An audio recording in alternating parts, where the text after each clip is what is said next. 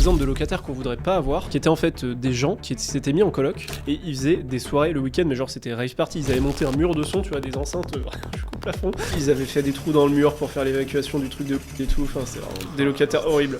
Lors de la remise des clés, il a laissé une clé qui était accrochée dessus. Il s'agissait de la clé de l'appartement de sa maîtresse. Du coup, madame était bloquée à l'extérieur. Est-ce que t'es vraiment le demi-frère de Sylvain Lévy, de Villebrequin?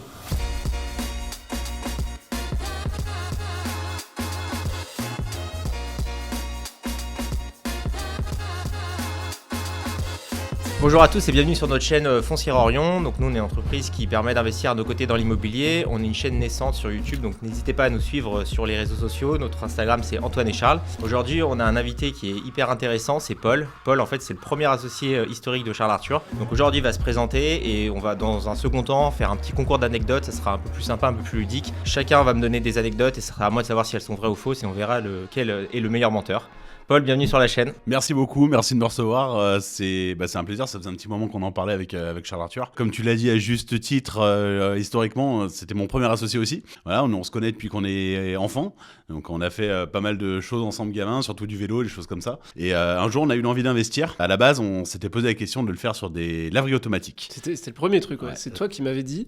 En gros, à la base, on regardait vraiment que le rendement, mais genre le rendement brut, hein, on calculait rien comme aujourd'hui. Ouais. Et tu m'avais dit, en gros, une laverie, en 2 ans, elle est payée. Donc je me suis dit, en 2 ans, elle est payée, donc ça fait 50% de rendement, donc du coup, c'est ouf, faut qu'on le fasse, quoi. Mais en rendement brut, on n'enlève aucune charge, tout ça, quoi. Donc on était parti là-dessus. On avait fait une étude de marché, on s'était baladé dans toutes les laveries de Lyon, on habitait à Lyon à l'époque. Finalement, on l'avait pas faite, on a visité une qui était à vendre. On l'avait visité ensemble. Non, j'étais déjà jamais visité. En gros, c'était une déjà qui était montée et vous achetiez juste et vous en fait, le gars la vendait. Il avait ça et un magasin de cigarettes électroniques qui était collé, il était propriétaire des murs. Et en fait, lors de la visite, alors le mec, j'y reviendrai plus tard, mais aujourd'hui, j'ai dédié ma vie professionnelle à la Harley Davidson depuis une dizaine d'années maintenant, qui est, évidemment, c'est ma passion. Et en fait, ce gars avait une Harley, donc on a commencé à sympathiser tout de suite. Et il avait des relations communes avec des gens de ma famille, voilà. Et ça a bien accroché, et du coup, il a été très transparent sur la manière dont il m'avait expliqué les choses. Il a fini par me dire qu'il avait eu 50% de son chiffre d'affaires qui était parti dans le facteur de dégradation. Là où ça avait l'air de fonctionner, c'est là où il y a le plus de dégradation. Donc c'est le facteur non maîtrisable en fait qui nous avait un petit peu freiné sur le sujet. À ce moment-là, donc on faisait des études. Charles Arthur attaquait son école d'ingénieur en alternance. L'école était à Montpellier de mémoire et en fait tu avais trouvé une société à Lyon qui le vendredi soir à 21h30 t'as fait signer un contrat en te disant le lundi matin à 6h t'es à Dijon. Alors en fait c'est que dans toutes les boîtes, en gros dans l'école d'ingé on te donne la liste des boîtes qui ont déjà pris des alternants, donc j'étais allé voir cette boîte et je m'étais dit j'habite à Lyon, j'ai mes études à Montpellier donc j'aimerais bien au moins bosser à Lyon et du coup j'avais sélectionné celle-là pour ça. J'avais déjà été pris depuis quelques mois hein. Mais par contre 3 jours avant le début effectif, tu vois, de la mission, on m'a dit au fait, faut appeler monsieur Machin pour votre affectation à Dijon. Je lui ai dit mais Dijon, j'ai jamais mis les pieds là-bas, donc j'appelle le gars et tout, je prends ma Fiat. C'est quoi Dijon? Mais vraiment, on s'est dit c'est quoi? C'est où? Non, mais à l'époque, j'avais une Fiat Punto qui avait pas de frein. Je m'en souviens très bien, elle était blanche. Il fallait que je sois à 7h du matin non, je crois que non. Je suis passé par le bureau le lundi matin, mais ensuite après c'était Dijon et genre j'avais trouvé aucun logement parce qu'il y avait un séminaire de comptables, tous les comptables de France étaient à Dijon, donc je m'étais retrouvé à me payer un hôtel, tu vois, à 100 quelques euros la nuit alors que je gagnais pas beaucoup, tu vois. J'avais même pas eu ma première paye qui était à 50 km de Dijon, enfin il y avait rien qui allait quoi. Donc le début un peu catastrophique quoi. Et je me souviens que très rapidement tu louais une chambre chez l'habitant. Ouais.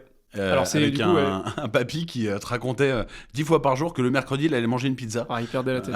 Ouais. Non mais pour le coup à l'époque c'était aussi on était au début de notre carrière d'investisseur. Beaucoup de résultats venaient aussi des efforts d'épargne. C'est-à-dire qu'au début on pouvait pas beaucoup investir parce qu'on pouvait pas beaucoup emprunter. Ça avait du sens d'être focus aussi sur le côté économie. Généralement on dit que en fait pour gagner plus il y a pas de plafond, pour économiser il y a bien un plancher. Il y a quand même falloir se loger tu vois et manger. C'était la manière de se loger le moins cher possible que j'avais trouvé parce qu'à l'époque il y avait pas Airbnb. On va parler d'Airbnb juste après parce que nous on en a fait à cette époque où il y en avait très très peu. Juste avant, je m'étais inscrit sur chambrealouer.com, genre un site où il faut payer pour s'inscrire pour avoir accès aux annonces et parler aux gens. C'était une mamie qui louait une chambre dans sa maison quoi. Cette rigueur globale qu'on avait pour essayer absolument de réduire les charges qui nous étaient obligatoires. Le Lyon-Dijon, souviens-toi, je pense que pendant 2 ans, on n'a pas fait un trajet sans covoit.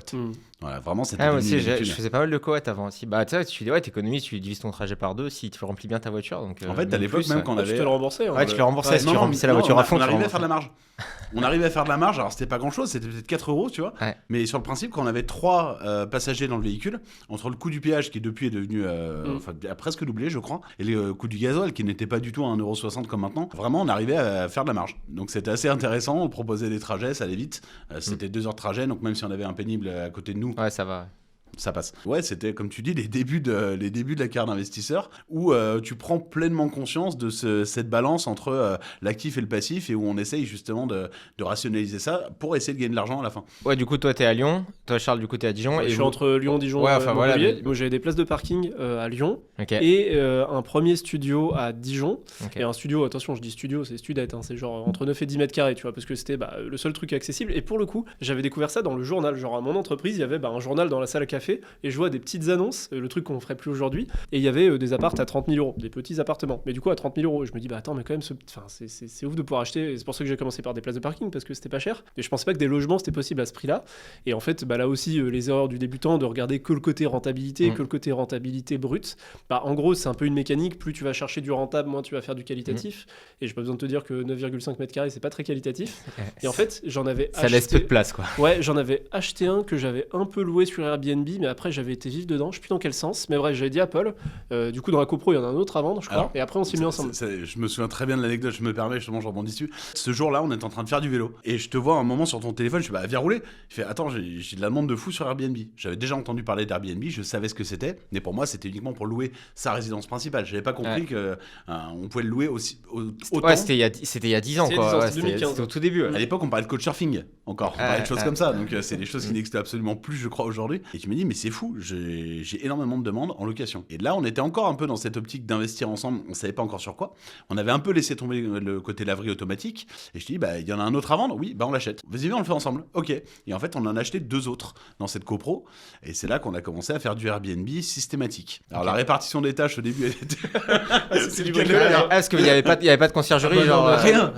Quand on est à dormir chez la mamie pour économiser 10 euros, autant dire que tu prends pas de conciergerie. Même si ça aurait existé, on l'aurait pas pris. En fait, on montait à Dijon les week-ends ensemble, où je le rejoignais, pour faire les travaux dans les studios de 9 mètres carrés. On dormait à 2 dans 9 mètres carrés, dans un chantier de 9 mètres carrés, tu vois. Donc c'était assez ghetto. Ouais. La journée, il y avait un truc, parce que du coup, moi à l'époque, comme j'étais en alternance et c'était dans les travaux publics, j'avais un fourgon, genre un partenaire ou un truc comme ça. Et du coup, on sortait les matelas pour les mettre dans le fourgon pour aller avoir la place de faire les travaux dans l'appartement la journée. Est-ce que j'allais dire comment tu dors dans 9 mètres carrés, que tu fais des travaux dans 9 mètres carrés? Il y avait des mezzanines. Debout. Tu dors debout, vraiment, il y a un moment, t'as plus le choix. En mode astronaute, genre, dans la couche. Ouais, c'est ça. Donc non, c'était sympa, hein, c'était une aventure cool. C'était nos premiers investissements. On était monté à 27% de renta. C'est énorme, mais en fait, c'est sur des toutes petites sommes. Donc en fait, tu vois des chiffres comme ça, tu dis c'est génial, faut le reproduire à l'infini. Mais dans les faits, c'est pas possible. Parce que la répartition des tâches, lui, s'occupait de l'entrée-sortie des locataires. Et du ménage, mais vite fait. Et du ménage. Dans les limites de mes compétences. Toi, t'étais à Lyon, donc vous redescendriez les draps à Lyon. Moi, je restais pas à Dijon le week-end. Dans tous les cas, je redescendais à Lyon. Donc j'ai un sac Ikea avec le linge sale. Et je lui donnais, il me redonnait un truc de linge propre. Voilà. Et je crois même qu'on n'avait pas acheté suffisamment de jeux de linge, donc il fallait que tu fasses toutes les lessives dans le week-end. Exactement. Parce qu'on n'avait pas un roulement. Je faisais vraiment lessive, séchage, repassage, de façon à ce que ça prenne le moins de place possible dans le fameux sac Ikea. Parce qu'il suffisait qu'on ait un locataire par jour dans chacun des appartements, moins celui qui l'occupait. Déjà, t'avais 14 jeux de draps. Donc ça fait beaucoup. Tu vois, donc on a été. Je crois pas qu'on en soit déjà arrivé à ce niveau-là, mais en tout cas, on pouvait arriver à ça. Lui, la semaine, en dehors de ses horaires de travail, c'était dédié justement à l'entrée-sortie de locataires, à la gestion du flux. Et en fait, on a fait ça un petit moment quand même. Hein. Ouais, après, il y en a un où j'ai habité un moment avec 2 autres amis, enfin ex-amis du coup, on avait acheté un appartement pour le rénover. J'étais parti dormir là-bas pour pouvoir du coup louer le 3e. En gros, toi, t'as tes places de parking sur Lyon, et après, t'as un studio à Dijon, ça, plus 2 autres avec Paul. Du coup, je crois que je sais plus date exacte en tête. J'ai vendu mes places de parking, mais je sais pas si c'était pour faire l'apport des studios ou le truc d'après. Ah ok. Ouais, donc tu retrouves avec 3 studios, toi, grosso modo. Ça avait été vendu à peu près au même moment. On fait la signature du 2e. Rappelle pas, j'avais fait faire des visites justement sur ces places de parking. Un mec qui était militaire. Je me souviens d'ailleurs de la démonstration de force du mec. Tu vois, je te donne l'anecdote. Il y avait un portail qui devait faire 2,20 m de haut, et en fait, il voulait absolument sauter par-dessus le portail pour montrer qu'il était capable de le faire. Ok, il y a un portillon à côté, pour fou, tu vois. Et ouais, non, mais je me souviens très bien de ça, et vraiment, il était resté devant les places en les regardant comme si ça allait bouger, tu vois. Quand même, ça bon, ok. Et c'est le truc dont il y a moins de choses à juger dans tout l'immobilier, quoi. Enfin, t'as les terrains et les places de parking. Ouais. Alors si, parce qu'il y avait un arbre qui était attenant à une place. C'était le soir, je sais pas, il devait faire 4 degrés. Et puis le mec m'a tenu la jambe 1h30 pour visiter ces 3 places de parking. C'est un enfer. C'était un enfer. Mais on était tellement contents de le faire, si tu veux. Sans rentrer dans les détails, on vit à peu près du même milieu social, qui est plutôt modeste. On nous a inculqué comme surtout la valeur du travail. En fait, on était super contents d'être dans cette dynamique entrepreneuriale. Et c'est vrai qu'on a été prêt à encaisser énormément de choses. On le découvrait. Tu vois ce que tu viens de dire spontanément aujourd'hui avec le recul, de dire c'est un enfer de passer 1h30 devant 3 places de parking. Oui. Mais à ce moment-là, c'était allez, j'y vais, c'est pour conclure la vente. On va peut-être que je vais faire gagner 5 000 euros à mon pote. Je me rends pas compte, 5 000 euros, on les a jamais eu sur notre compte à ce moment-là. Tu vois, c'était fou. C'est surtout que tu valorises ton temps zéro en fait. C'est-à-dire que tu regardes que, en gros, combien tu peux gagner ou combien tu peux économiser, mais à aucun moment tu mets ton temps dans l'équation en fait. Tu gagnes de l'argent pendant que tu travailles et pendant que tu travailles pas, t'en gagnes pas. T'es pas en train de te dire, je suis en train de me décarcasser pendant 3 heures pour économiser 10 euros, tu vois. À l'inverse, du moment où on avait les premiers loyers qui tombaient, je me souviens, on regardait sur Airbnb, on avait le cumul justement qui arrivait. Je passais une journée de merde, je regardais ça et en fait, je me rendais compte que j'avais été 6 fois plus rentable à ne pas bosser qu'à bosser. Je me suis emmerdé la vie à faire quelque chose qui m'a moins rapporté que ce pourquoi je n'ai rien fait à l'instant T. Cette dynamique-là, en tout cas, je pense que ça a été le noyau dur de cette envie d'entreprendre. C'est marrant. Faut un peu le vivre en fait pour le comprendre. Ce côté-là de te dire, tiens, je pensais même plus que j'avais ça et en fait ça m'a rapporté plus que ce qui m'a pris toute mon énergie de la journée. J'ai un souvenir parce qu'à l'époque tu étais en coloc quand tu étais à Montpellier et un jour tu m'as dit, écoute, aujourd'hui on n'est pas allé en cours. Je sais pas, tu devais pas avoir cours. Tu étais resté au bord de la piscine et tu m'as dit, je gagne de l'argent en restant au bord de la piscine. Et alors cette image, aujourd'hui c'est très vu. Hein, ça fait galvauder, ça fait Insta. L'immobilier c'est pas des revenus passifs, hein, c'est pas ce qu'on dit. Mais ça, ponctuellement, sur un jour, sur un malentendu, ça peut l'être. C'est exactement des fois au bord de la piscine pendant 1 heure sans avoir une fiche d'eau, ça peut arriver. Sauf que quand on est gamin, on n'a pas JP Fanguin encore sur Instagram. Tu vois, il était pas né, non. Il était pas né encore. Il était déjà là en fait. Voilà. Le visionnaire. Il y avait déjà Charles Arthur qui était là, exactement. Cette image m'avait marqué de me dire, en fait, ça vaut complètement le coup. Tout ce qu'on est en train de faire, ça vaut le coup et il faut le continuer. On a eu ces 2 appartements, pour recentrer un petit peu, les 2 autres ensemble. Toi, tu avais acheté un T3 en indivision avec 2 autres personnes. Ouais, c'est un T2, ouais. Moi, j'avais refusé d'entrer dans l'indivision justement et au final, on se rendra compte que c'était pas plus mal. Mais dans une copro, nous aussi, on a acheté. On y allait plein de fois dans cette copro. Et en fait, dans cette copro-là, on a vraiment acheté 3 T4 à 172 000 euros. Ouais, dans une ville où, en gros, c'est à Dijon du coup. Ouais, à Dijon. Et dans une ville où les 3 T4, ça vaut combien à peu près si on les estime à une aujourd'hui, valeur ça vaut marché 150 000 euros pièce. On vient d'en vendre. Voilà. Ouais, 150 000 euros l'appart, du coup vous avez acheté en gros. On a acheté à moins de 900 euros le mètre carré. Le marché a bougé aussi, la copro a changé, enfin il y a plein de choses, il y a aussi le côté, donc on a bien acheté, en plus on avait mis pas mal d'apports pour faire les travaux, donc on a bien récupéré à la sortie, mais à l'époque on avait regardé sur DVF avant que Papersimo existe, donc c'est des sites qui vous permettent de regarder les historiques de vente, et en gros ça vous fait apparaître les ventes qui sont passées entre il y a 6 mois, 1 an et il y a 5 ans, ça prend pas les plus anciennes ventes, mais du coup à l'époque on avait le record et de l'achat le moins cher et de la vente la plus chère de la copro. Ah ouais, c'est une copro, il y a 100 tu m'avais emmené, ouais. Et en fait, quand on avait acheté, c'est vrai que c'était. Il y avait un passif de réputation de coupe-gorge dans la rue. En soi, nous, qu'on y allait, on l'a constaté que c'était pas le cas. Mais c'est à côté de la gare, en face d'un parc et tout, c'est pas du tout, c'est pas la zone. Hein, le non, c'est pas la zone. Pas du tout, mais en fait, la rue. Par le passé, ça l'était. La rue avait joué une très mauvaise réputation par le passé. Pour des raisons que j'ignore, on l'a pas vécu.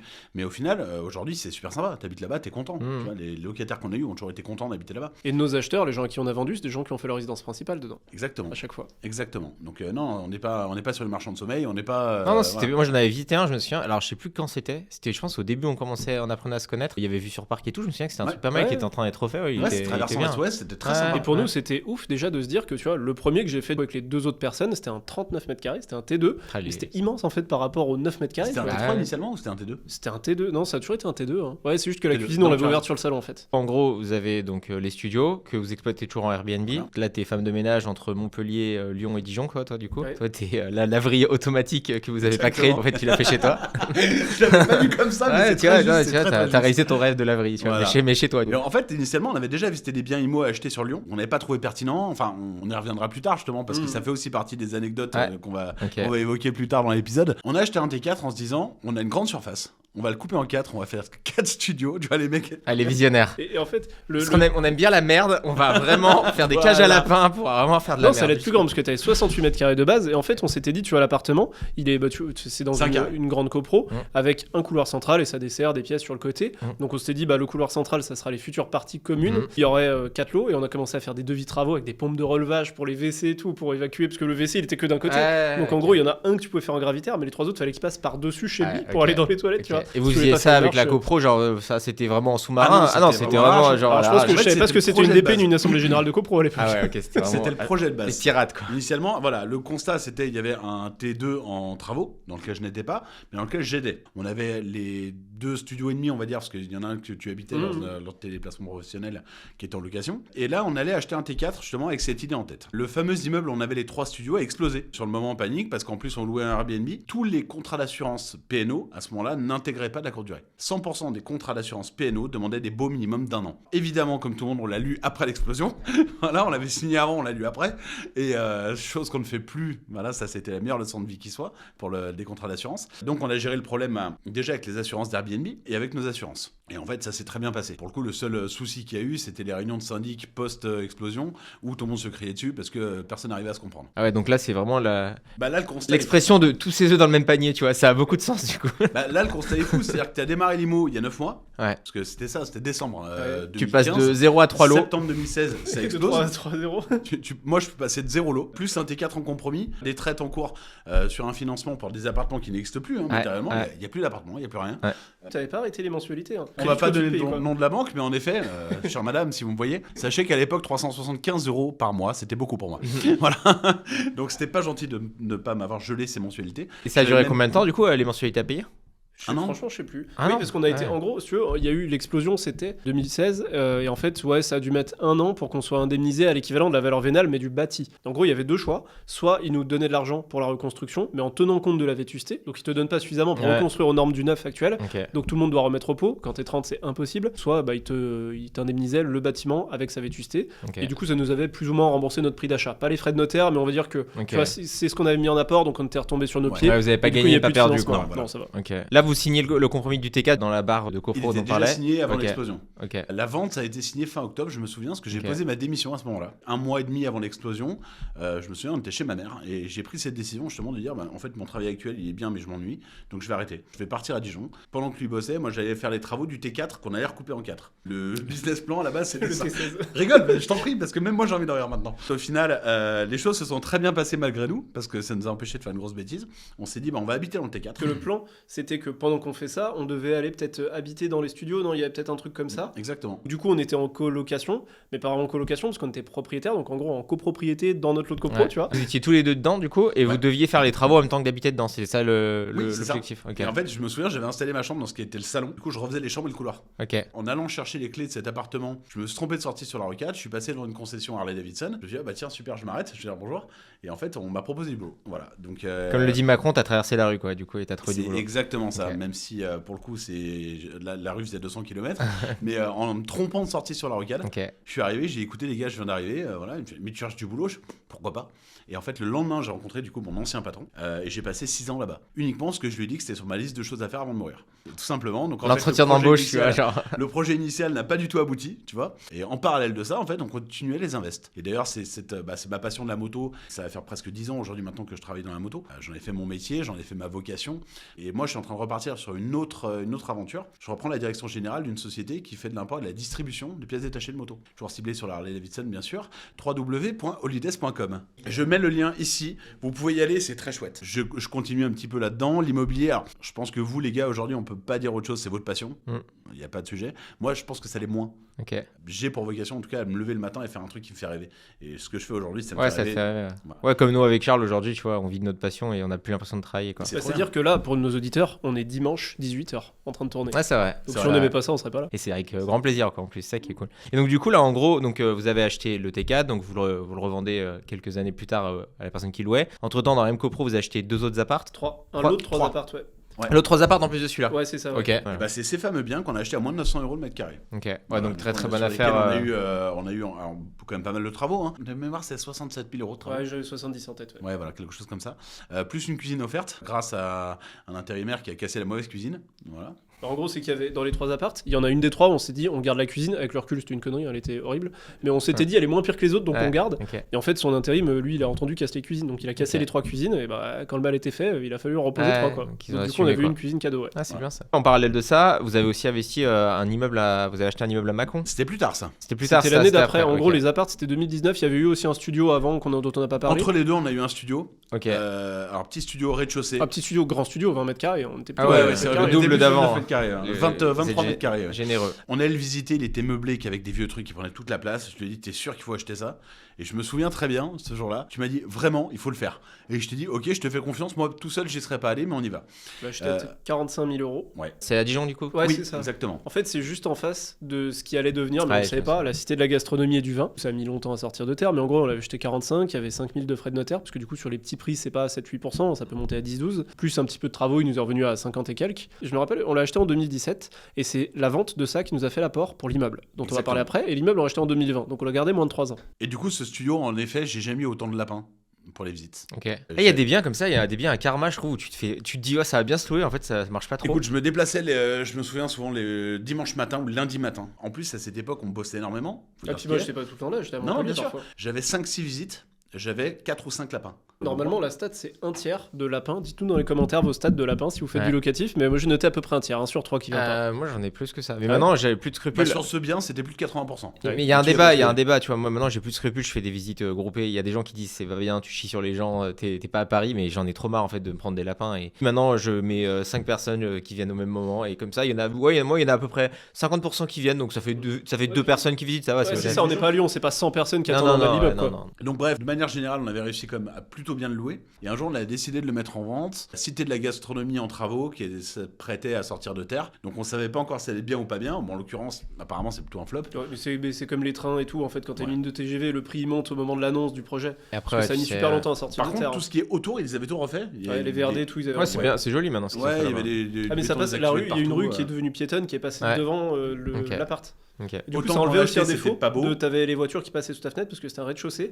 Et quand on l'a vendu, t'avais une rue piétonne sous ta fenêtre. Donc c'était pas pareil. Non, c'est sûr, on a acheté, c'était pas beau, on a revendu, c'était beau. Et je me souviens du couple qui avait en stratégie, eux pour le coup, de n'acheter que de la petite surface et de faire des très belles rénovations pour essayer de maximiser le prix de la nuitée. C'était leur strat parce qu'après on leur avait proposé un T4, ils l'avaient refusé en voulant rester là-dessus. On leur avait vendu de mémoire 79 000 euros. C'est ça, ouais. Avec un prix de revient qui devait être à autour des 53. Ouais, donc en 2 ans, bon, c'est pas. C'est bien. C'est les beaux taux. C'est pas non plus de la somme immense. Par contre, tu vois, ce qui est intéressant, c'est de voir qu'à l'époque, on a dû mettre peut-être 5 000 euros d'apport, les frais de notaire, dans cet appartement. L'appartement qui nous est revenu 52, on a peut-être emprunté 47. On a amorti un petit peu. En plus, à l'époque, les taux, ils étaient faibles. Donc, du coup, notre CRD au moment de vente, c'était peut-être 43, je le fais de tête. Et on vend 79, moins un petit peu d'impôts. Finalement, il y avait quand même 25-30 000 euros d'apport à mettre pour aller acheter l'immeuble dont tu vas parler. Donc, on peut quand même passer dans un parcours d'investisseur d'un studio de 23 mètres carrés à un immeuble de 200 mètres carrés et de 5 lots en un seul move, en fait, tu vois. Et ça n'a pas duré 10 ans non plus. On l'a pas laissé s'amortir énormément de temps. Il y a eu une part de chance parce que le marché, il est monté et tout. Il y a de plus en plus de gens qui ont voulu faire du locatif. Mais c'est un bon exemple de quand même l'évolution qu'on peut avoir en pas très longtemps. Bien sûr.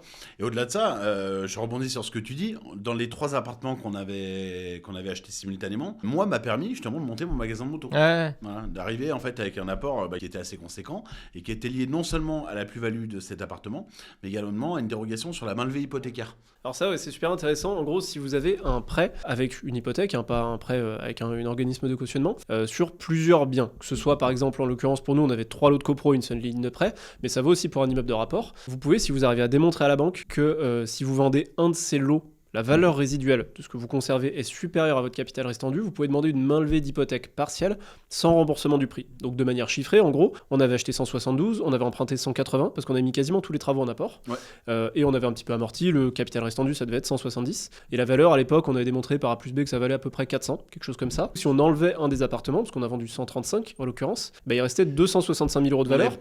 À l'époque on s'était arrêté sur une valorisation entre 100, je crois que c'était entre 105 et 115 par bien. Ok, mais finalement on avait vendu plus. Moi j'ai 135 en tête. Justement. Imaginons donc il y a 350 de valeur, t'en enlèves 110, il reste 240, 240 pour 170 de capital restendu. La banque en fait elle est encore largement surcollatéralisée et si jamais vous payez plus votre crédit et qu'elle vient vous saisir, elle peut se rembourser. Par contre attention, il faut quand même garder en tête que du coup si vous remboursez pas le crédit, vous gardez les mêmes mensualités, mais vous enlevez un loyer. Donc nous on avait en gros les mensualités, je sais même plus. Combien on avait de mensualités 935. J'ai un 935 en tête. Ouais, exactement. Donc 935 et en loyer on avait 2800 et on a enlevé un des appartements qui était pas en coloc, donc ça nous a enlevé 800 € de loyer, on est tombé à 2000. Et en fait, on imagine énormément de cash flow, mais il y a quand même beaucoup de charges, il y a du chauffage collectif. Donc du coup, on est passé de 800 € de cash flow à l'autofinancement. Copro avec beaucoup de charges de gros. Je crois qu'on était à 300 € par trimestre par appartement.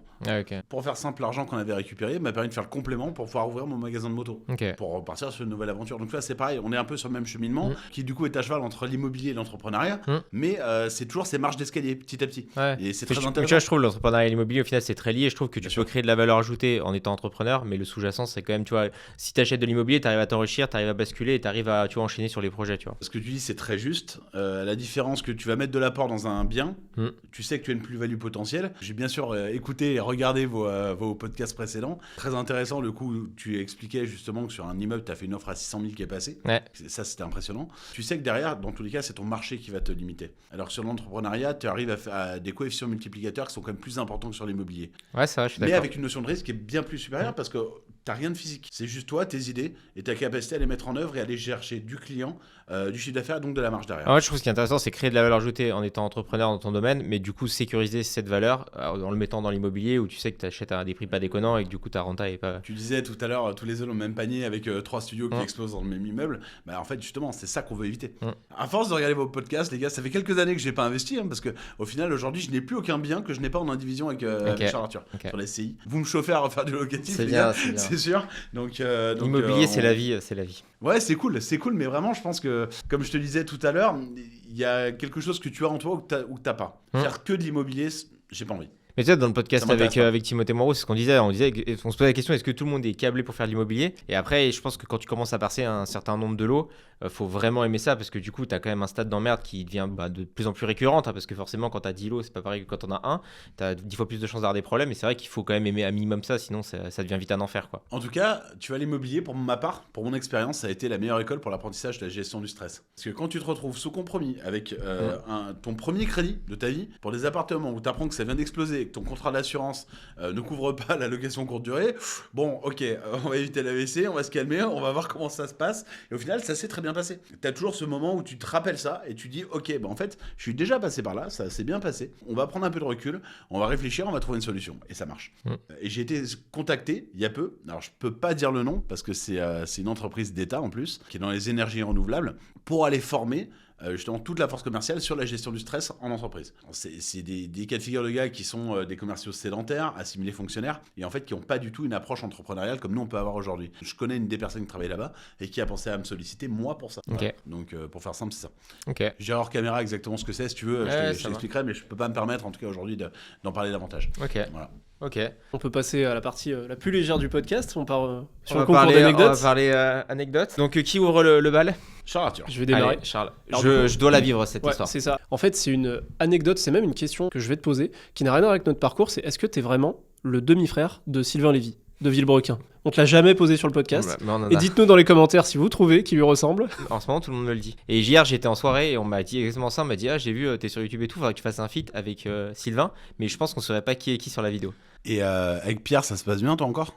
Je peux pas en parler. Ça marche. Et par contre, pour info, on avait vérifié parce qu'on s'était déjà posé la question, mais Sylvain est plus jeune qu'Antoine. Donc en fait, c'est Sylvain qui est copié Antoine, c'est pas l'inverse. Tu trouves vraiment que je lui ressemble vraiment beaucoup ? C'est terrible. Énormément. C'est terrible. Dans les différents biens qu'on avait regardés pour acheter, au début, tout au début de notre carrière, donc tu vois, là où justement t'as du temps à perdre et t'es émerveillé de tout, on a visité une maison qui avait été divisée en plusieurs lots en appartements. Quand nous sommes arrivés, le propriétaire nous a accueillis pour la visite. Il était très fier de nous emmener tout d'abord, nous accueillir chez un de ses locataires qui avait un bar clandestin dans son appartement. Et donc on a pu boire un café avec un gars qui se réveillait en disant faites pas trop de bruit parce qu'on a fait la fête hier, il y a des copains qui dorment. Il y avait vraiment l'affiche marquée au feutre 1 € pour le café fait à la SNCO. Donc on avait bu un café là-bas. Et ce fameux monsieur, je lui avais posé la question gentiment, parce qu'on était un peu gênés de la situation forcément. C'est le propriétaire ça du coup ? Non, c'était un des locataires. C'est un des locataires. C'est le propriétaire qui nous a offert le café dans le bar clandestin. Mais le propriétaire est au courant, il tolère, il n'y a pas de problème. Pas de problème. Des fois, il faisait des pizzas aussi. Et moi, gentiment, je demande au monsieur derrière son bar qui sentait encore fort de l'alcool de la veille, ça va, ça bosse ? Et là, il a eu cette phrase mythique dont on se souvient, il s'est retourné en me disant, ça bricole. Voilà. Est-ce que c'est vrai ou faux ? T'as mis beaucoup de détails, mais je pense que c'est faux. Malheureusement, c'est vrai. Elle est complètement vraie. Mais tu vois, c'était genre une espèce de maison coupée. Alors autant dire que la DP, il y en avait pas, je pense. Ok. S'il y avait un bar dedans, mais c'est vrai. Ouais. Ok. Voilà. Pas mal. Suivante. Pas mal. Alors du coup, c'était sur l'immeuble qu'on a acheté en 2020. Quand on a acheté l'immeuble, il y avait quelqu'un qui était en impayé, qui du coup s'était fait expulser avant qu'on achète. Ok. Donc c'était le locataire du précédent propriétaire. Mais lui, du coup, il venait se venger sur l'immeuble. Et en fait, il a continué après qu'on ait acheté, où le mec, il venait, tu vois, taguer la porte, sonner à tous les interphones quand on lui ouvrait, casser les boîtes aux lettres. Enfin, les trucs sur la façade, on en a eu un paquet. Et pour le coup, on pouvait même pas le contacter, ce mec, pour lui dire, mais en fait, on comprend que vous vous vengez par rapport à l'ancien propriétaire, mais nous, on est personne vis-à-vis de vous. Ça a fini par s'arrêter naturellement, parce qu'en fait, on n'avait aucune prise sur, tu vois, on pouvait pas l'attendre toute la journée jusqu'à ce qu'il arrive en lui disant, il faut arrêter, s'il vous plaît. C'est quoi le pire truc qu'il a fait? Le pire truc qu'il a fait, je pense que c'est la façade. Ça a coûté quand même assez cher. Il a fait quoi sur la façade? Bah, il a tagué. Il a tagué en hauteur. Et alors, après, justement, pour l'anecdote, c'est là qu'on a su qu'on pouvait mettre de la peinture dans un extincteur. Voilà. Non, Je pense que c'est vrai ou faux? Bah, en fait, je vois l'immeuble. Ouais, Et pour moi, en fait, je pense que vous avez déjà eu des impayés, mais je pense que c'est faux. c'est faux, ouais. Ouais. Mais par contre, ça peut arriver. J'ai déjà pensé, en fait, sur une monopropriété, t'es hyper vulnérable.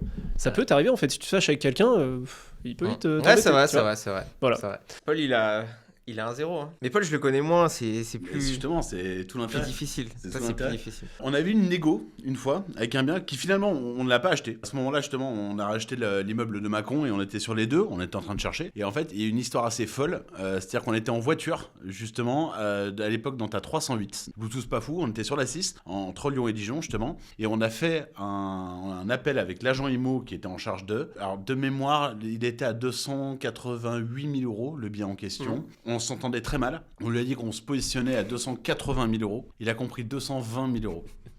Ça, on l'a su plus tard, parce qu'il nous a rappelé 3 jours après. C'est OK pour votre offre à 220 000 €. Et là, en fait, on avait compris qu'on avait fait une négo de fou. Sur le moment, on avait mis en compte d'acheter l'immeuble de Mâcon, donc on avait acheté celui-là. Mais voilà, on avait réussi à baisser, malgré nous, le prix de 60 000 balles, quoi. Franchement, vous avez vraiment bien bossé ce week-end. Mais après, si tu veux, on a tellement de choses à raconter. Garde en tête quand même que ça fait 10 ans qu'on fait ça. Ouais. Tu vois? Ouais, non, mais ouais. Tu sais que ça pourrait arriver, mais non, c'est trop gros, c'est pas possible, quoi. Pour toi, elle est fausse? Ouais, pour moi, les T'es fausses. sûr, hein? Ton dernier mot? Ouais, c'est mon dernier mot. Moi, je pense que c'est faux.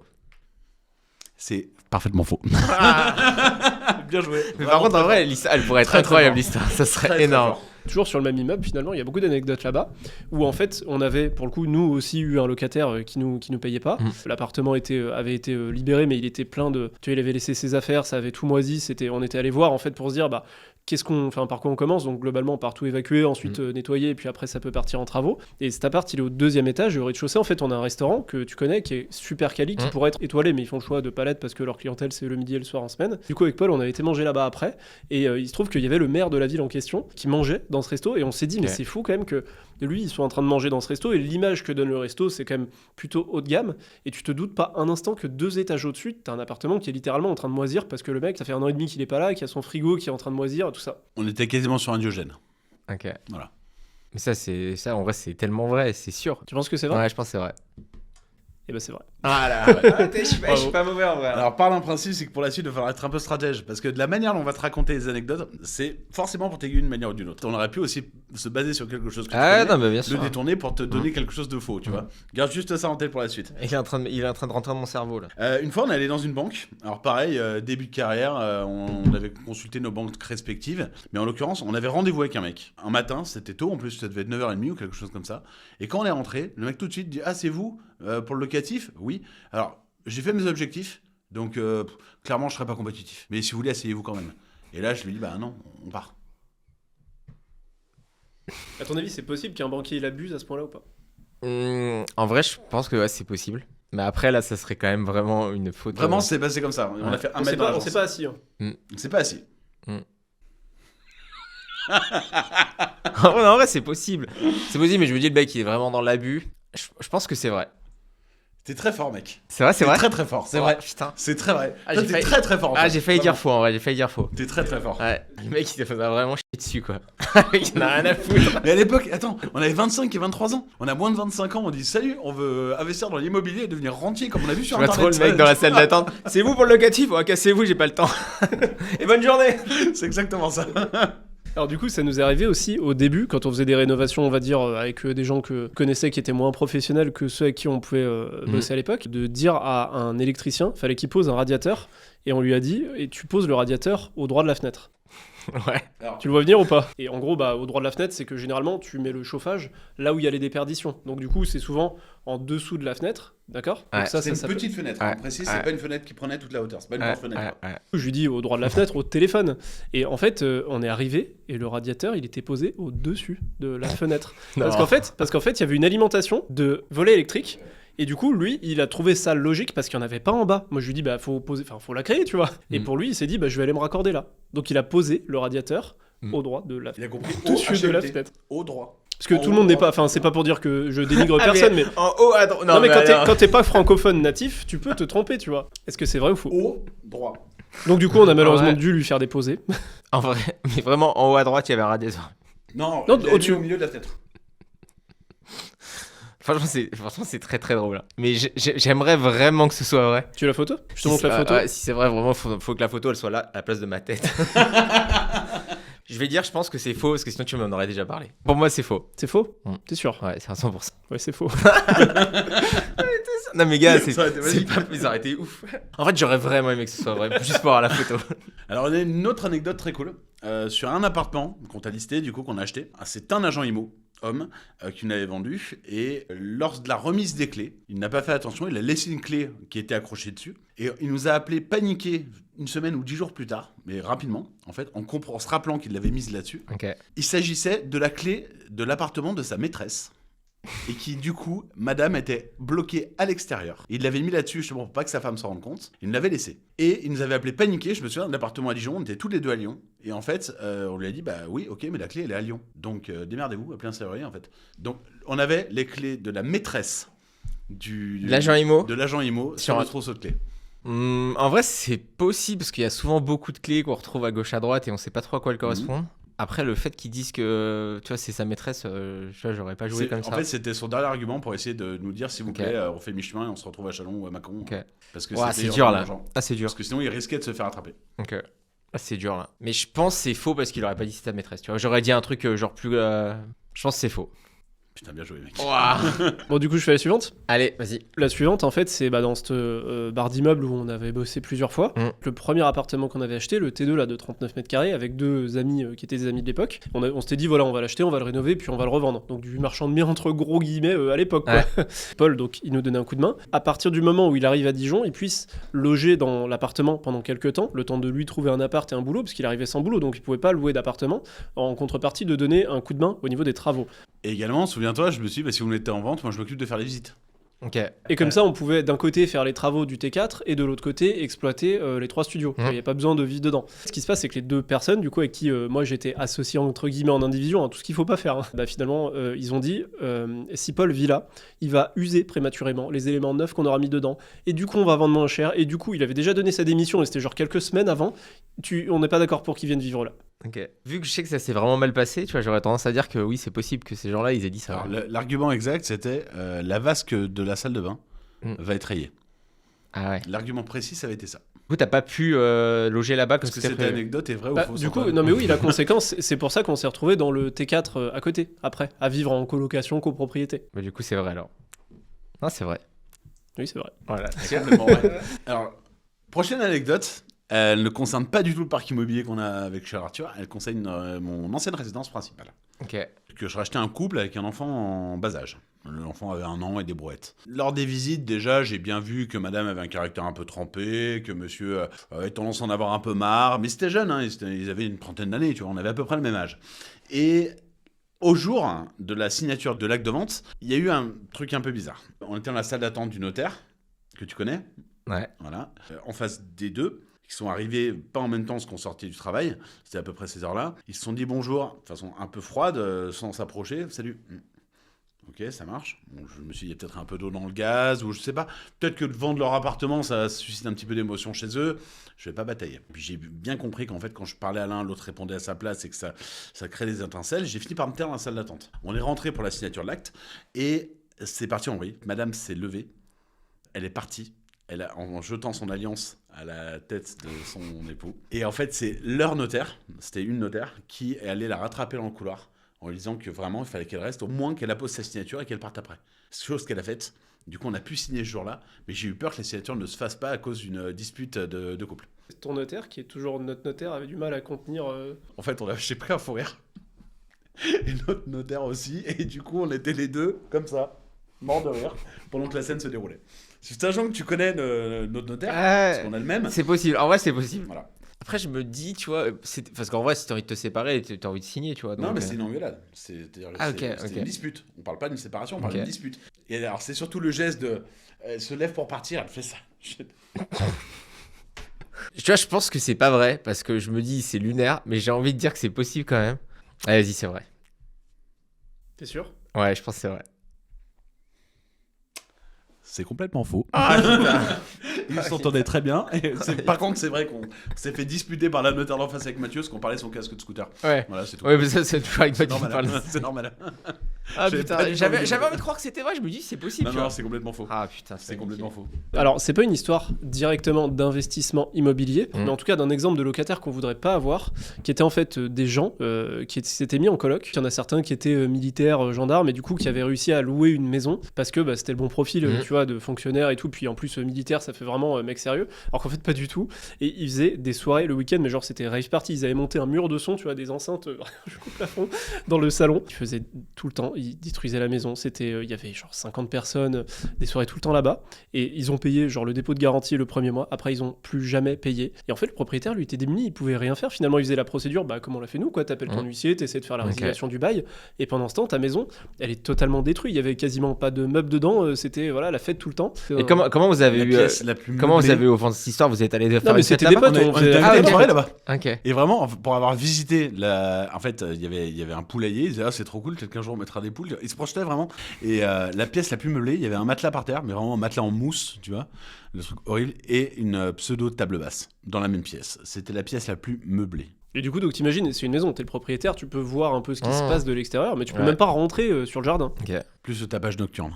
Ouais, plus les voisins qui t'appellent et qui sont contents, quoi. Je pense que vous avez fait pas mal de soirées quand vous étiez jeune, et je pense que c'est possible. Donc je dirais que c'est vrai. Tu penses que ça existe des gens qui font ça? Ouais, oui, mais ça c'est sûr que ça existe. Ça c'est sûr que ça existe. Après, c'est est-ce que vous l'avez vécu? Je pense que oui, c'est vrai.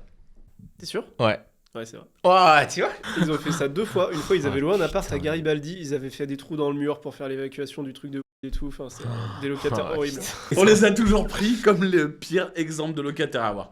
Vraiment. Ah ouais, là. Tout ce qu'il faut pas faire, ils l'ont fait. Ils sont partis de l'appartement. Il y en a un qui avait gardé un jeu de clés. Oui, on retournait dormir là-bas de temps en temps, tranquille. On n'a jamais eu des comme ça. On a visité des choses qui devaient être ça 3 mois avant, tu vois, mais on n'en a jamais eu. Et bah, félicitations, du coup, t'es bon au concours d'anecdotes. Alors, on a prévu d'en faire un où c'est nous qui racontons les anecdotes à un autre invité. C'est vrai que t'as été très fort. Je suis en fait tout simplement un très mauvais menteur, mais ça, je le savais déjà. Non, vous avez bien menti, hein. Franchement, c'était pas mal. Ok.